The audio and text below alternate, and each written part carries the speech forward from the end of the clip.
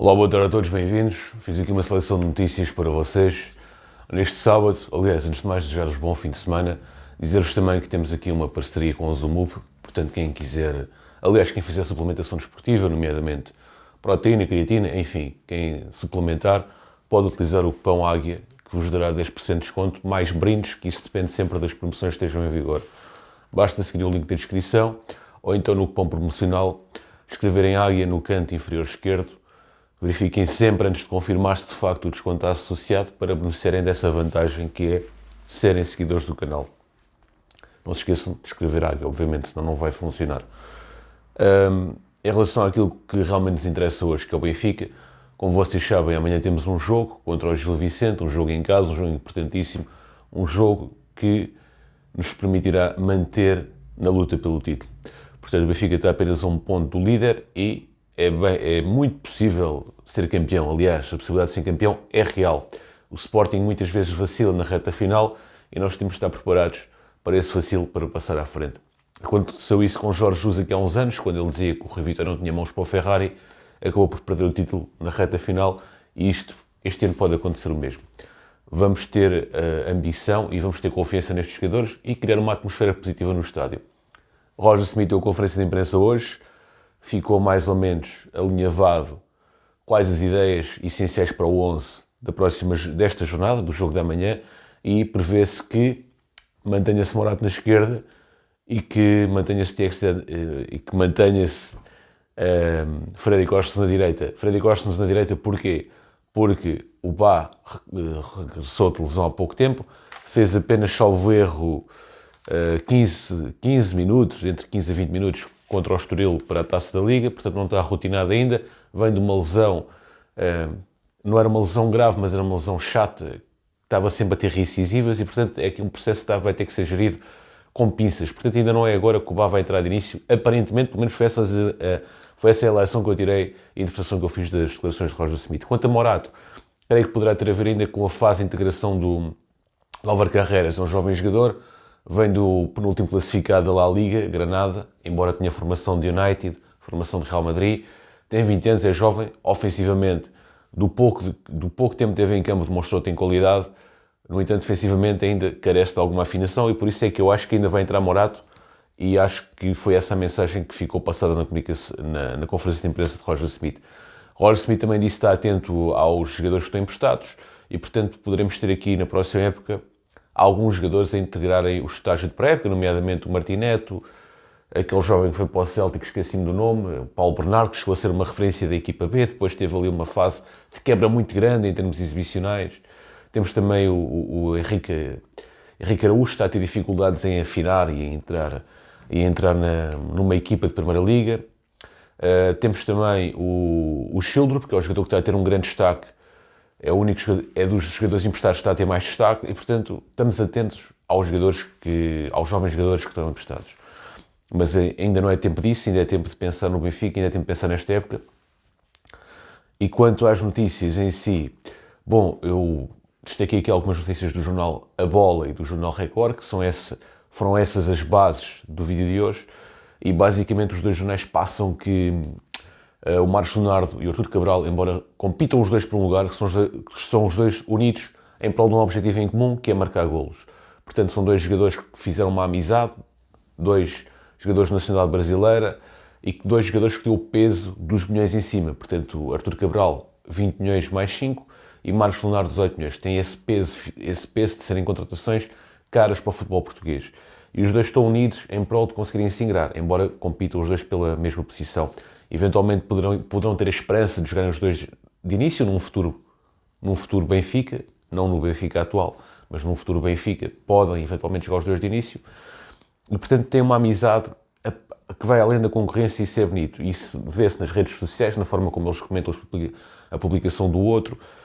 Os jornais também dizem que eles têm uma boa ligação no treino, que se motivam, que quando o Marcos Leonardo falhou o penalti contra o Estoril, na decisão da Taça da Liga, que o Artur Cabral foi, no fundo, saudá-lo e dar uma palavra de solidariedade com o seu companheiro, e que a forma como o Artur Cabral está a ser, no fundo, um farol e um guia para estas lides benfiquistas de Artur Cabral está a funcionar e está a fazer com que, neste caso, está a funcionar para o Marcos Leonardo estar-se integrado de forma positiva e que já tenha um registro de 3 jogos para a Liga, 3 golos, sendo que o único jogo que não faturou foi para a Taça da Liga. Artur Cabral é visto pelos seus colegas, Marcos Leonardo é visto pelos seus colegas como um jovem humilde que chegou com vontade de aprender, não chegou com tiques de vedeta, não chegou com tiques de Neymar, chegou humilde, chegou sincero, disse, olha, eu estou há um mês parado, taticamente não conheço assim tanto o futebol português, portanto venho para aprender. E foi essa forma humilde que fez com que ele fosse bem aceito no grupo. Portanto, teve a inteligência de ser humilde num contexto em que ele era uma novidade. Em relação também aqui ao Musa. O Musa teve vários interesses, não é? De Itália, também falou-se em alguns clubes de Inglaterra, acabou por ir para os Estados Unidos. E ele despediu-se, ele foi para o Dallas Clube, para o Dallas Futebol Clube, e disse o seguinte, em relação ao Benfica: saio com gratidão e feliz porque sei que sempre dei o meu máximo com a camisola do Benfica. Obrigado a todos os jogadores, treinadores e pessoas que trabalham diariamente comigo. Obrigado a todos os adeptos. Foi isto que o Musa escreveu no Instagram. Também queria agradecer ao Musa e desejar-lhe a maior das sortes. Foi um jogador que foi um suplente útil, que marcou golos e que vai deixar uma marca de eficácia nos momentos em que ele entrava nos finais dos jogos.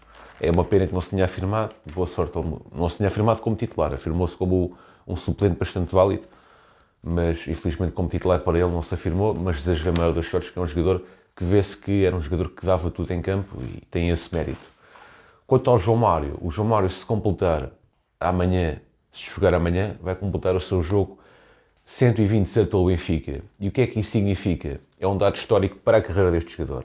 Ele aos 31 anos, e apesar de ter sido formado no Sporting e ter-se assumido ao longo da sua carreira como Sportingista, tem aqui uma viragem mental na sua cabeça, porque a marca dos 127 jogos, ele vai igualar, em termos de registros de jogos, os jogos que ele fez no Sporting. Portanto, ele teve do Sporting, no plantel principal, não contando com o futebol formação, no plantel principal de 2011 a 2017, e teve também na época 2021.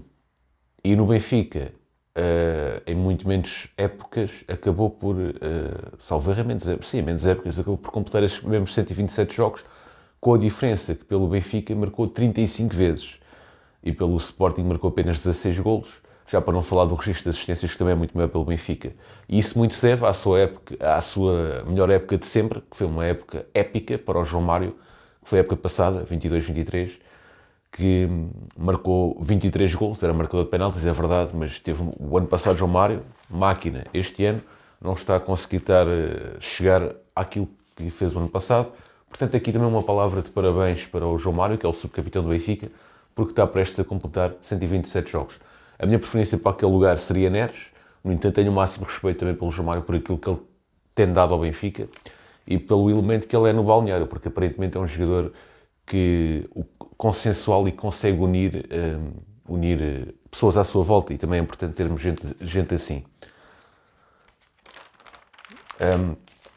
Também há aqui a questão do Tjekstad, que está apto, não é? O Tjekstad é um jogador que marcou golos importantes, é um jogador que foi importante no Benfica numa determinada fase em que o Artur Cabral não estava a afirmar, em que o Musa estava com lesões ou estava suspenso, e o Tjekstad foi aquele jogador que foi o nosso primeiro defesa central, no caso, na frente de ataque. Era um jogador que fazia uma pressão alta muito boa, aliás, é o nosso melhor jogador a fazer pressão alta dos 3 avançados, é o Tjekstad, e conseguia ganhar a bola já na frente, e ganhando essas bolas, criava oportunidades para os seus colegas marcar.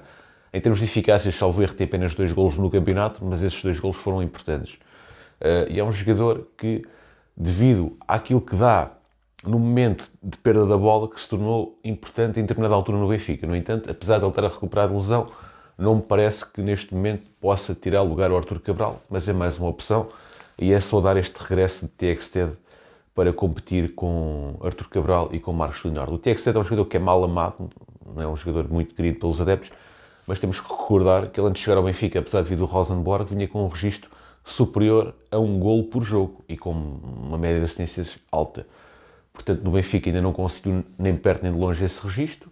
conseguiu aparecer mais no sentido de ser trabalhador, mais no sentido de ser dinâmico, mais no sentido de procurar linhas de passe e não esconder-se do jogo, e essencialmente também por ser um jogador que pressiona lá na frente e que faz aquilo que alguns dos nossos médios ofensivos não fazem. Por exemplo, o Di Maria não faz uma pressão muito forte, o Rafa também nem sempre faz, e portanto o Tiago compensava um pouco isso. E tem esse mérito, portanto nem tudo é mau, não é o meu jogador preferido, nem de perto nem de longe, mas também temos que ver o lado bom das pessoas, o lado positivo, neste caso dos jogadores, para não fazer com que eles caiam em descrédito e que percam a sua moral e aquilo que têm de melhor, neste caso o Tiago, o que tem de lado melhor ao Benfica é a reação à perda. Depois tem muitas outras coisas para melhorar, mas isso já acaba o treinador fazer esse trabalho, não me cabe a mim estar aqui a apontar os defeitos. Em relação ao mercado de transferências, por acaso o Record fez aqui uma reportagem sobre o que é que eles dizem aqui, mercado confidencial, em que no fundo fazem aqui revelam ao público as negociações que estiveram perto de ser feitas, mas que não foram feitas. Portanto, referem aqui casos do Porto, do Sporting, a nível internacional também referem também o caso do Benfica. Referem a questão do Cédric. Portanto, dizem que o Benfica conversou com o Cédric e que depois o negócio não avançou. Porquê? Porque o jogador tem um salário alto e porque porque o Bá, entretanto, recuperou de lesão e porque o Fredrik Oshnes dá garantias do lado direito. E, portanto, apesar do Benfica ter falado com ele, o Benfica acabou por desistir do negócio por esses fatores. Eu acho que não fazia sentido o Cédric ir para o Benfica. Não que o Cédric seja um mau jogador, é internacional português, 34 internacionalizações, um golo, mas é um jogador que já há muito tempo não tem rotinas como titular. Por exemplo, ele este ano fez apenas 2 jogos pelo Arsenal. O ano passado, entre Fulham e Arsenal, fez 12. A última época em que ele teve alguma participação foi em 21-22, mas mesmo assim foi apenas 26 jogos num Arsenal que tem uma quantidade enorme de jogos por época.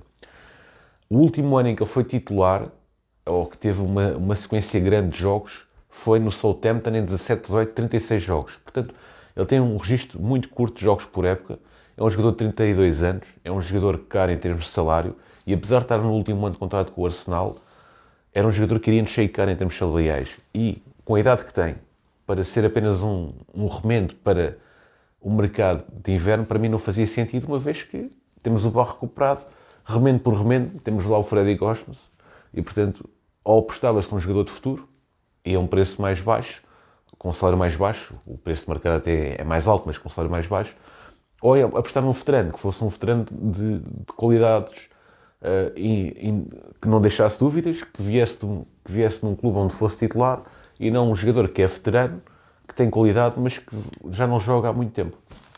Portanto, ainda bem, não sei se isto é verdade ou não, mas ainda, com todo o respeito que o Cédric merece, ainda bem que o negócio não se fez. Aliás, ele também há o extra dele ser muito ligado ao Sporting.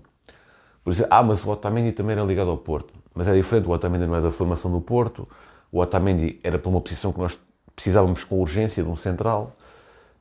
Defesa e direita, há quem considera que precisamos com urgência. Eu acho que precisamos de um defesa direito para a próxima época, sim, mas alguém que venha com margem de progressão e alguém que realmente seja um jogador que possa ser rentabilizado a longo prazo, não um jogador para vir para fazer 6 meses ou meio ano ou um ano e meio e que deixa muitas dúvidas, tendo em conta que já não joga como titular há algumas épocas. Bom, pessoal, forte abraço, muito obrigado por terem assistido ao vídeo. Se gostarem deste tipo de conteúdo é importante deixem gosto, independentemente de concordarem comigo ou não, porque é impossível nós concordarmos todos uns com os outros. Fiquem à vontade para comentar, mais uma vez, independentemente da vossa opinião, dizem quanto com a minha ou não. Até uma próxima, fiquem bem e viva o Benfica!